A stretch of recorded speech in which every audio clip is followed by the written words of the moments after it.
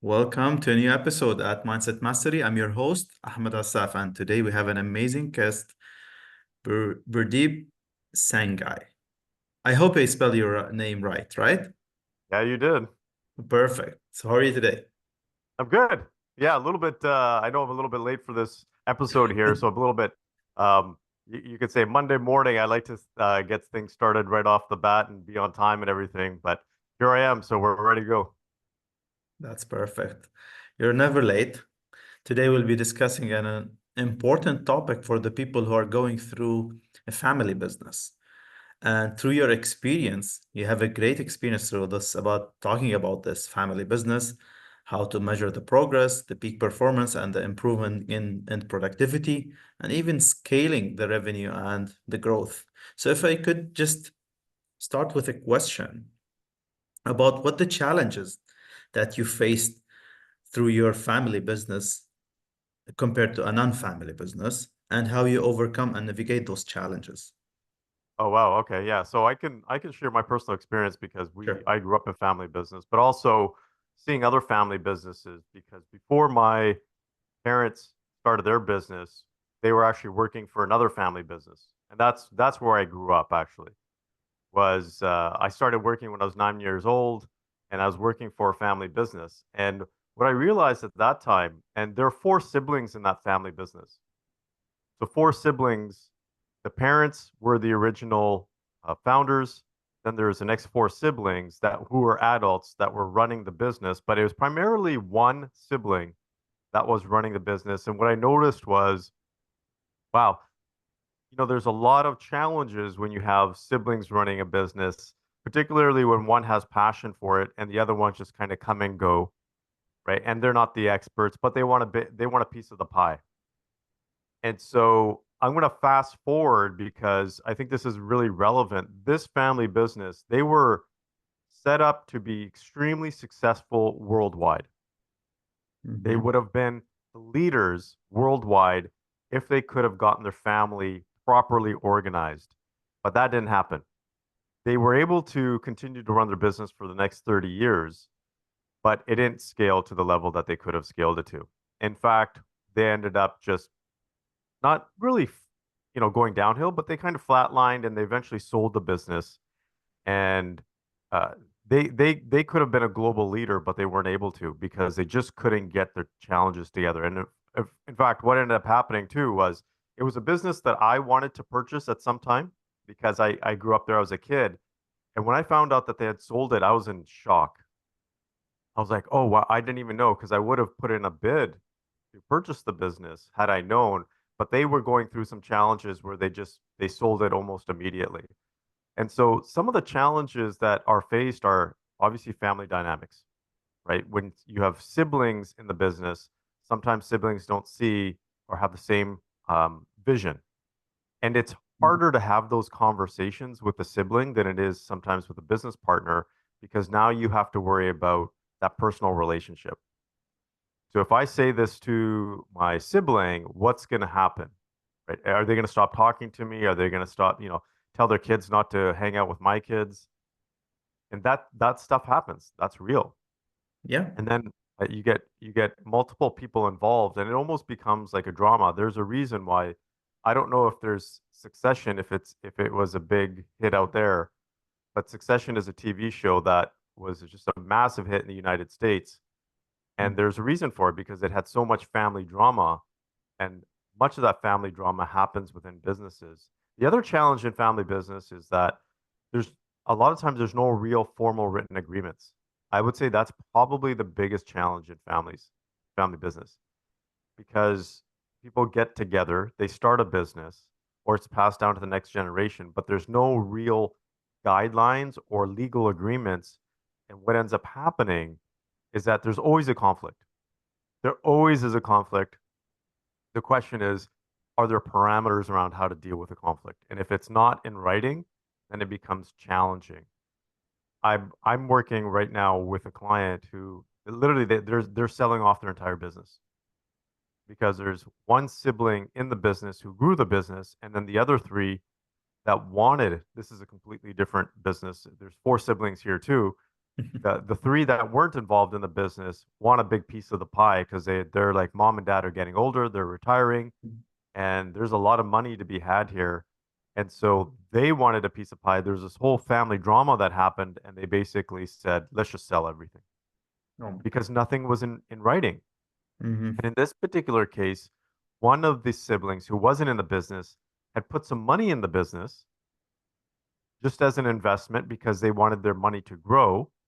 And when they were being paid out, they asked for 5 times what they were supposed to be paid out because it wasn't in writing. And they basically said, hey, unless you give me this amount that I'm wanting, I'm going to take you to court. And that's what it ended up happening. Oh my. So Yeah, everything must be written from the beginning. absolutely must be written from the beginning. And the conversation should be had about what happens if we don't align with this? What happens if we do have a conflict? What happens if I do want to get out of the business and Mm-hmm. you want to keep the business? Because that's going to happen at some point, right? Whether it happens with you or your kids, if you pass it down, it's going to happen. The first challenge you told me about, you talk about is the communication. So how do you think, from your perspective, would be the best way to just communicate and just to move with that company? Because sometimes you feel that I'm overrun. I can't talk with my siblings. So how would you think it should be the right way to have a like effective, successful business?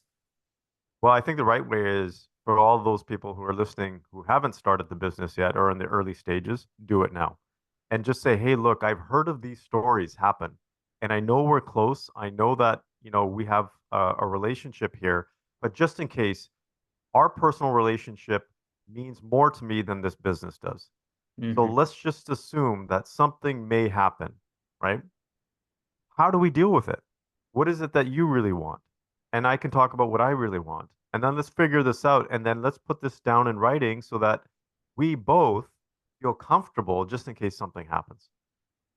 And that is, sometimes people get offended, Hmm. but that's okay. And the reason why people don't have these conversations is because they're afraid of offending someone else. Yes.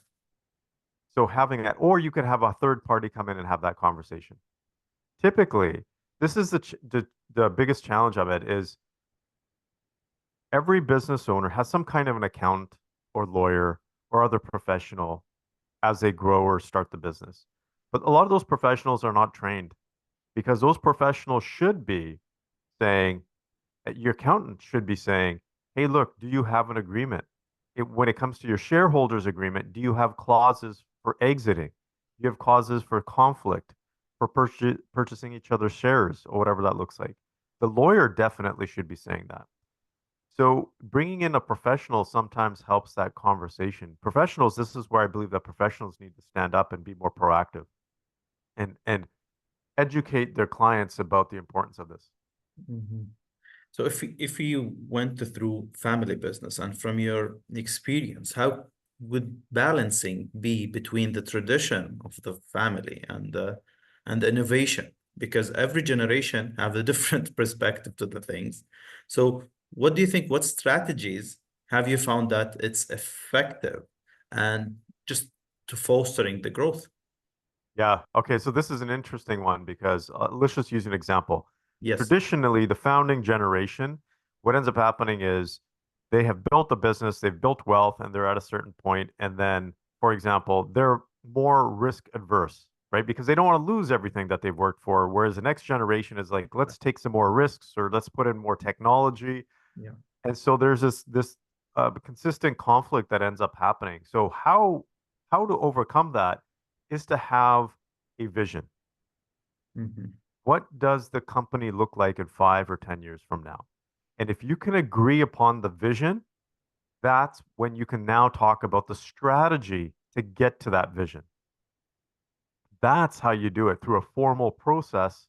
Because if let's just say the founding generation and the children, they agreed this is what the business should look like 5 years from now. Now Hmm. that's a tough one because sometimes they don't agree what the business should look like 5 years, right?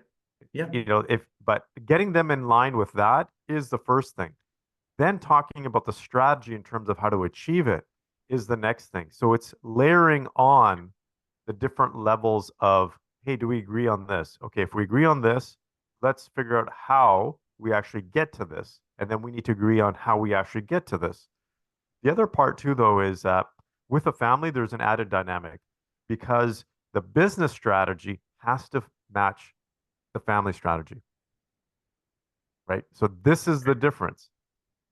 For example, if you have two siblings in a business, a brother and a sister, brother's older, brother wants to retire in 10 years, the sister wants to keep the business because she's a little bit younger, Hmm. and the brother wants to sell the business because he wants his share so he can go and give his money to his kids and then he can retire or whatever that looks like because that's his family strategy. Her family strategy might be different. Her family strategy might be she's still going to be in the business for 30 years and she wants to give the business to her kids. Hmm. So making sure that the family strategies align because if the family strategy doesn't align, then the business strategy isn't going to align. But that must be done and clear from the beginning. Yeah, it should be, but it's not. Things change, Yeah, but that's right? the point, that how could we align all that together to have a like long-term vision, like 5 or 10 years? Because there's change, and there's maybe another generation that wants to make another change. So what you do is you have a long-term vision, and then Hmm. you update that vision every year. Okay. You bring the Hmm. families together every year to make sure everybody's still on the same page. And Perfect. if something needs to be changed, just like a business strategy should be updated every year, right? What needs to be modified? What needs to be improved? What needs to be enhanced? The family strategy has the same thing because this is very important because life happens. And so, and this is what we do know. 80% of the reasons why someone leaves a business is involuntary, meaning that it's either because someone passes away, or they have a disease, or there's a divorce, or there's some kind of disability, or whatever that looks like. Life happens. Yes. So, for example, if there's two siblings and one person gets sick and says, "Hey, look, I'm terminal, and I won't make it over next 5 years. So let's figure out what we want to do. I want to give my money to my kids and my family."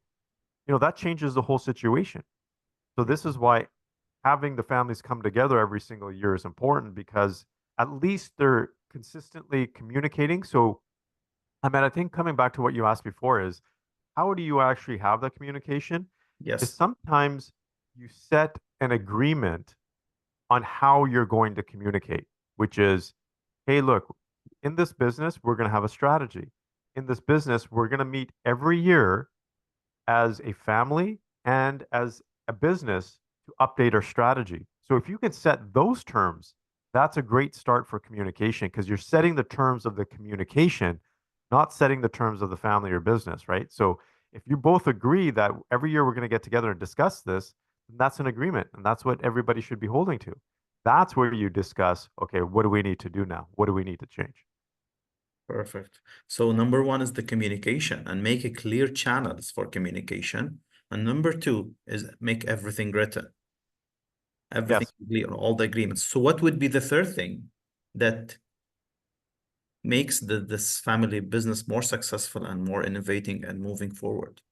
Well, I think that the sheer fact that families can be more successful because they are a family, Hmm. because decisions can be made a lot faster than typical corporations. That's the benefit of the family is the typically, not always, families typically share resources and they can make decisions faster.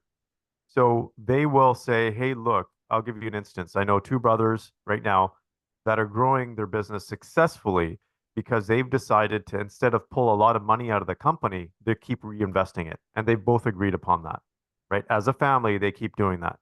And I know another instance where two brothers did this and they lived in the same house for 20 years with their families and their kids. And they want to keep their costs down. I don't always recommend that for everybody because it doesn't always work, but they kept their costs down. They did everything together. They pooled their money and they're extremely successful now. Now their kids are older. They're 17, 18 years old Hmm. and they have their separate houses and everything. They have everything separate, but they pooled their resources together for as long as they needed to be extremely successful, right? So they did it based on the collective family interests rather than individual family interests. So that's a benefit. So Mhm. if families can get in line with that, that can be extremely successful. That's And then mhm. fast decision making, right? That's the big benefit of a family is that you can make decisions fast, you can change things fast when you're on the same page and you need to do it. So those are a couple things there. That's what Napoleon had said, that the successful people make the decision just remotely and they don't wait for the things. So this would be a great advantage for the successful families to have a successful business. So here's a law that it's called law of polarity. There's always challenges there. And if you could share with us some challenges that from your experience or from your whatever you're mentoring other businesses is how they could use those challenges and you shift that challenge to be a growth for that company. Oh yeah, interesting. So in that particular instance of founding generation versus uh, new generation, Hmm. a lot of the times that conflict or sometimes that those disagreements can actually lead to innovation because you're actually having proper conversations. You're actually talking about, I see, this is the one thing that I think is a benefit. The older generation has a lot of wisdom, and the newer generation sometimes discounts that wisdom. So implementing the existing generation's wisdom can help with the innovation. And this is where the older generation needs to be open to new things, but they can still have their say. So it's not necessarily that the older generation doesn't want to make advancements and improve. It's the fact that they feel discounted, that they feel like the next generation doesn't understand the wealth of knowledge that they've accumulated. So that's where things can come in. It's more of appreciation than anything else. Um, let's go back to your original question here again too. How can some of those challenges be of benefit as well? Yes. I think so. One of the challenges that we do know is that because family business, sometimes everybody is so close, right? In a family business, you typically treat your employees kind of like a family too, and that can be a detriment to the business, but it can also be a huge benefit because people like to work for a family business because it's personable, right? Because they feel like they're part of a family. And so that is a huge, huge advantage for family businesses, is because they treat everybody like a family. They treat everybody like they're important, like they have a say in the business. Then that actually leads the business to actually grow much faster as well. There's a level of commitment, there's a level of loyalty that employees have in that business. So those are a couple of things. Now, if we, from your experience, from your just like last 15, 20 years as a mentor, as a coach for like family businesses, how could or how would a mentor play a role, a main role in family business and other business in let them growing more and just scaling their revenues? Oh, I think it's great. So if there's a mentor that understands family business and the dynamics of family business, Hmm. it can hugely impact the family business from a growth perspective because you have a neutral third party coming in Hmm. and being able to deal with some of the conflicts and help deal with the conflicts, but also strategically help them avoid a lot of the issues. The reason why a lot of family businesses struggle or have challenges and aren't able to grow as fast is because sometimes they completely overlook, right? They don't have the experience of like I think everybody in the back of their mind knows that okay, there might be a conflict at some time, but they don't know how to deal with it. That's where a third party can come in and say, this is how we deal with it objectively. And how do you get through that? And have you considered this? And how do you be proactive? And how do you so essentially what the main benefit of a mentor is here are the main benefits of a mentor. They can help you avoid some of the challenges and pitfalls that people would experience. They help you align the key family members. And that is probably the biggest advantage of having a mentor come in. Because if you can align everybody, then you can actually uh, be faster growth. The biggest challenge for family businesses in terms of growing is sometimes there's misalignment. There's not an agreement in terms of how to do it and how to do it properly. Hmm. Or, maybe one person is putting in 100%, the other person's putting in 50%. So They're not doing their weight. Or, hey, look, you have a few siblings in the business. Two of them are really good at what they do, and the third one is not. And they don't know how to really tell that person that they need to improve their skills, right? So there's a objective viewpoint where a mentor can come in and say, hey, look, this person wants to be, maybe let's just say this person wants to be the VP of this division, but they're not ready yet. Right. And so now you can have the conversation. There's no hard feelings because it's not the sibling saying it, it's the third person saying it. But here's also there's a challenge. Who will decide who will be the mentor also at the same time? Oh, Because yeah. you said that that's what we're looking, you know what I mean? So it's a little bit, so those are all challenges. Yes. And even the partners must change this, shift the challenge to into opportunity altogether. Oh, yeah. Yeah. But that requires a certain mindset, Yeah. right? And this is where if you have a good mentor, you can help people change their mindset. Um, but that's a whole other ball game in itself, changing people's mindsets. So this is thing, you might have again, this is very classic. Some people just have a fixed mindset. This is the way they want to do it, and they're going to continue to do it forever. And then you have other people, which is considered a growth mindset. They want to do things differently. They want to be innovative. So the best way to approach that is training and education, right? And so you can't force people to change, but what business owners can do, what family business owners can do is say, hey, look, we want to make sure this company is successful. So we are going to do continuous education. So everybody is going to do continuous training. And this every year we're going to do these training or whatever that looks like. So it's easier to convince someone through education than to have a dialogue sometimes. So that's a recommendation that I have a training plan in place in family business because that will help shift people's mindset. Because now you could say, hey, look, hey, we had this training and this is what was recommended. These are, the competencies that people need to have, yet, this person in our family is not really living up to that. So what do we do as a family? Or that person might say, yeah, you know what? That person themselves might say, yeah, I don't have the competency for this. Or they may hide it, or they may ignore it, which then needs to be dealt with. Amazing. So let's close with a insight or a message from your side to family business, and just what would be your recommendation, your insights toward having like the successful peak performance business where they can scale revenue and just growing year after year.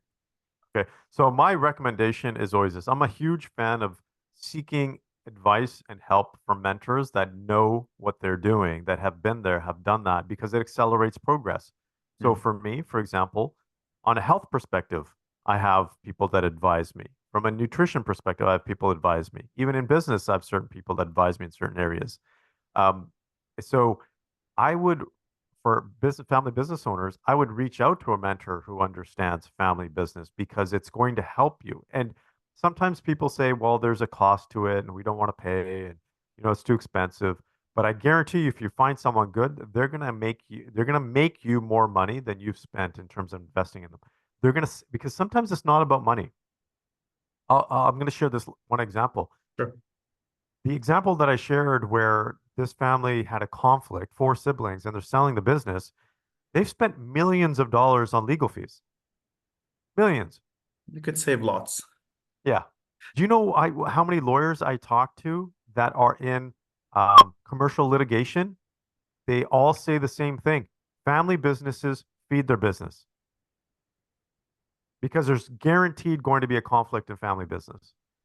So that's what I recommend is find professionals that can help you because at some point in time you're gonna come up with a challenge and it's better to be proactive than reactive. And that's gonna save you a lot of money, but more importantly, a lot of headache because these family members in this particular instance, not only did they spend millions of dollars on legal fees, they have broken relationships. Now the siblings are not speaking. Now the children of the siblings are not speaking. And now the children are not seeing their grandparents.